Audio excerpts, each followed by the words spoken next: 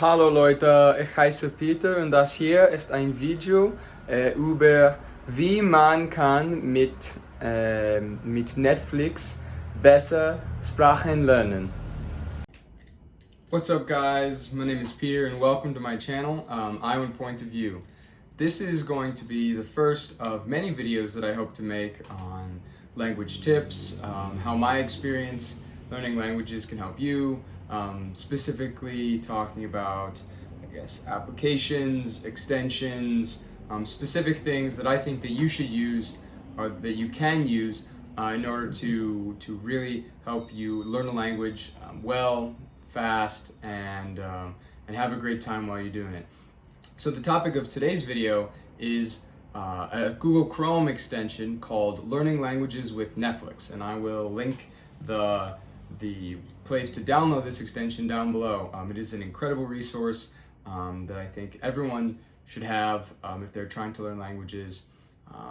Netflix is a great resource in general for learning languages, gives you a lot of exposure to target language and the way people speak, but this extension can really help expand that and give you the most out of it. So I'm going to talk a little bit about the Learning Languages with Netflix extension, and then also some of the strategies that I use to help myself learn German with learning languages with Netflix. So we'll get right into it.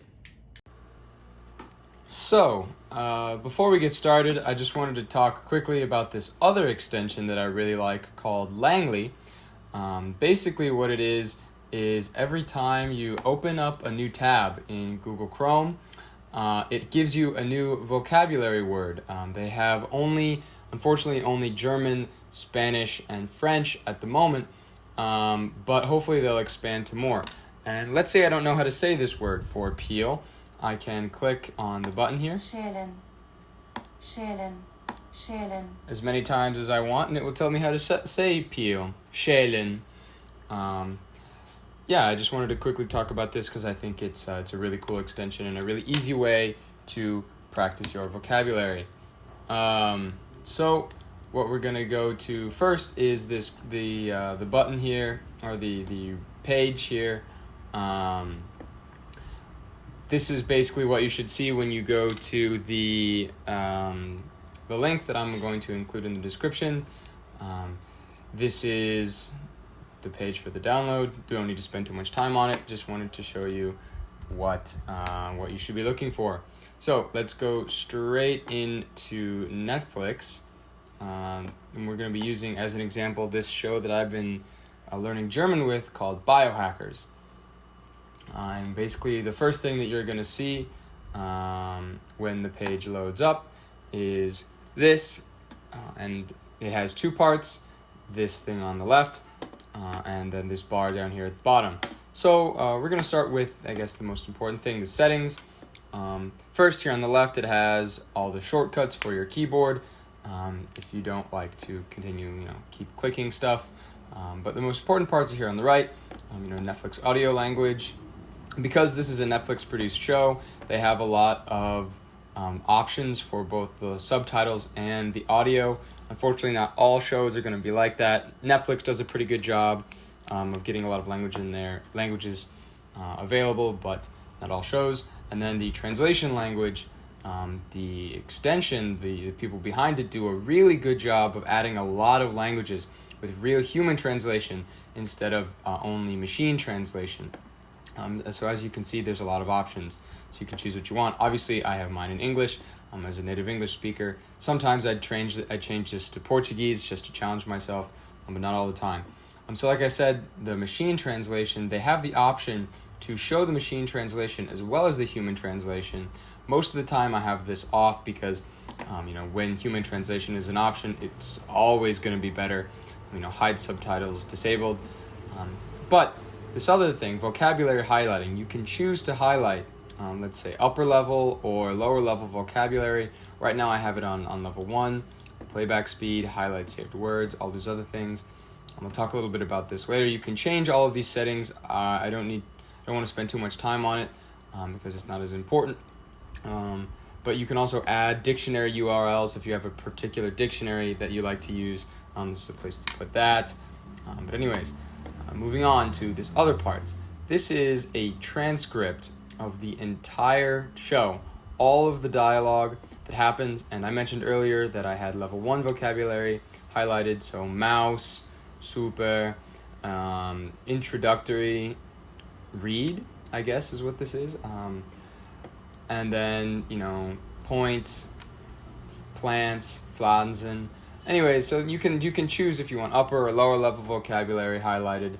And let's say I really want to look at this part. So I can click on it and it will take me directly to the part of the show that uses that dialogue. And you can see that it stopped after this. That is this function. You can automatically pause it at the end of every piece of dialogue, so then you can go back, read it, see what happens. And if you hover over the words both here and here, it will give you a translation if there is a translation available. Let's see, if I click on this is, I guess, is laid back is a more colloquial term, as you can tell, because there's not a direct translation. So that's why I'll talk about this more later, but it's a good place to also learn colloquial and more idiomatic terms. Let's see, bisschen, a little bit. But let's say there's another word like warte, to wait, to await, to hold. It will bring you kind of this more larger scale definition of the different possibilities, as well as give you the option to click on these dictionaries that are already loaded, like Wiktionary or others, to see derived terms. Also for the reading. So that's very, very useful for vocabulary. And let's say you really like this word bisschen, and you want to add, I guess, save this. You can click this little button, and if you have the Pro version, then it will save it into this area right here, where you can come back and look at it anytime. Phrases. You can also do different kinds of. You can save words as different colors. So let's say I want to save this word as a green word and come back and look at it later. Then it'll highlight those words for you. I am doing a trial version of the Pro version. I don't believe that I'm going to continue with the Pro version personally, because I have a notebook that I like to basically do this exact same thing with. I don't feel the need to have the program do it for me. But yeah, so I think this is the platform, and I'm gonna talk a little bit later about certain right after this strategies that I use to kind of get the most out of using these kinds of programs. This program specifically, to learn as fast as I possibly can and learn as effectively, while also having a good time, watching Netflix. So we'll go get into that right now, and here we go. So now that I've shown you the interface, I'm going to talk a little bit about my personal strategies and things that I do to get the most out of this awesome program. So one of the first things that I think is important is you need to be intentional about watching these shows. You need to be intentional about your desire to use this extension to learn languages. You can't download this extension and start watching, Friends with German subtitles and expect kind of in the background of you, messing around on your phone and kind of expect to learn that much. The best way to do this is to, sit down with your pencil and your notepad next to your computer and really, pay attention. If a word comes up more than a couple times in 5 minutes, then you know that it's a word that you're going to need to know, because it's important for conversations. It's important to understand these things. So frequency of words is really important in watching these shows and really learning. Another thing that's really important is you can use the Netflix slowdown feature. It's built right into Netflix. You don't need learning languages with Netflix extension to use it. You can slow it down to 3/4 or even half speed to really, understand and slow down native speakers' speech. Which leads me to the other reason that I like it is, like with using Netflix or other platforms, other TV shows in general, what you're getting is fluent speech. If you're watching a TV show with German actors in German, like what I showed you, then that is how German people speak. I mean, they might be acting, but at the same time, it's not like when you act in English, you say things weird or anything. You're just portraying a certain persona. So those are all really good reasons to use Netflix to help yourself learn, as well as with shows as opposed to literature or educational materials. You're able to get colloquial speech. You're able to get what people actually say. You're able to get idioms. You're able to get a lot of the more informal version. And depending on what you're looking for in learning a language, that can really help get you to the next step, get you actually being able to speak with people. And so, however, it's not all sunshine and rainbows. Like I said, you have to be intentional. Unless you are 5 years old, you're not going to pick this up like a sponge. You really, no one can. It doesn't matter what you see on the internet. The people that claim to learn languages in a month, it's because they put a lot of time and a lot of effort into it.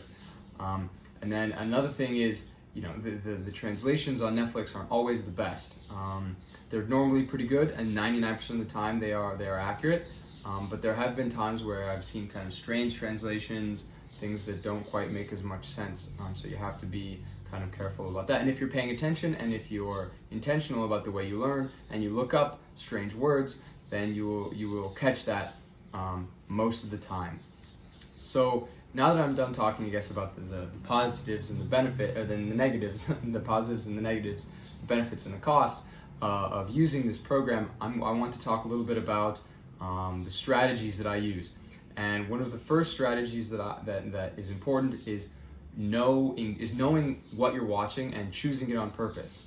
You need to know kind of the genre of the TV show. If you're watching a show about science fiction or science, like biohackers, you're going to come across a lot of science terms that you won't necessarily need. I mean, there lots of stuff to do with DNA, with biology that I'm interested in learning eventually in German, but you can also kind of tune a little bit of that out if you're not as interested, especially if you're a beginner like me, to try and find like the core, the heart of the language and the things that you really need to learn in order to be successful. And if you're learning a language with more distinctions between formal and informal speech, like German with du and sie, that's important. But even more important in languages like Japanese, where there's a very important honorific system. You need to know the dynamics of the characters, how they're going to talk to others, and you can watch that and learn that through shows like Netflix, because then, like I said, it's real. They're portraying real people or real scenarios, and you can help get a good sense of the culture as well. And then also, functionality of words. You need to know how what you're watching, whether it's going to be very useful. A lot of the terms kind of connected, like I said, to choosing what you watch and knowing the genre of what you watch on purpose. Some things just aren't going to be as functional. And so, but in terms of actual strategies for watching, one of the things that I like to do with Netflix, as well as YouTube or any kind of visual television show, movie, whatever, is I like to watch it 3 times. Not necessarily all at once, but 3 times in general. The first time in the native language with English subtitles. So, watch it kind of to get the feel of the language, listen to what they're saying, and you can understand completely with English subtitles, and that makes sense. The second time, I like to watch it in with Netflix, at least with the English and the German, so that you can start comparing, seeing, or at least seeing, how they're connected, things that are a little bit different in English, different in German, and then the last time with only German subtitles to really challenge yourself. And I'm not saying, first you watch it once with English subtitles, you watch it another time with English and German, then you watch it a third time with just German. Sometimes you'll have to watch it with in English a couple times. Sometimes you'll have to watch it with both a couple times before you feel comfortable going to German. And the reason that I feel like this is effective, is because when you understand the story, when you know what's happening, You don't have to listen and watch and try really hard to understand the context and the story. If you know, then you can focus on learning. You can say, okay, I know this is about to happen, or I know that this person is going to do this thing. What is it that they are saying that describes what's happening? What are the words? Not what is happening, I don't understand, but what are they saying? And I do this with German. That's why I'm reading Harry Potter in German, because I already know the story of Harry Potter, and when I read, I don't have to read trying to figure out what the heck is going on. I can read with the purpose of learning the language. I know the story. I know what's going to happen. I know, that Malfoy is the bad character, the bad, the antagonist, one of the antagonists for Harry. I know how Harry is. I know how Ron is. So I don't need to be quite so worried about that kind of stuff. And the last thing is, it's one thing to kind of watch these shows, to really be intentional about learning them in the moment. But if you have your notebook next to you, write down the most common phrases, or the words that you really want to learn, things that you think are important. That's good, but then you need to come back and revisit those words and phrases. Ideally, once a day, maybe first thing you do in the morning, you get up and you look at your notes from the day before. But some of this, there's a lot of indications that if you can write things down, but if you don't look at them within a week of learning them, then you run the risk of not being able to remember them at all. Especially you won't be able to remember them well. So be intentional. Watch it multiple times with different kinds of subtitles, and then also come back to the notes that you take in order to really get as much out of it. So that's it for me. I hope that some of the advice that I can give anyone that's watching these videos can really help you. I know that doing these kinds of things has really helped me. Really helped me helped give me a better ear for German and a better ear for other languages as well. So hopefully this helps, and I will talk to you all next time.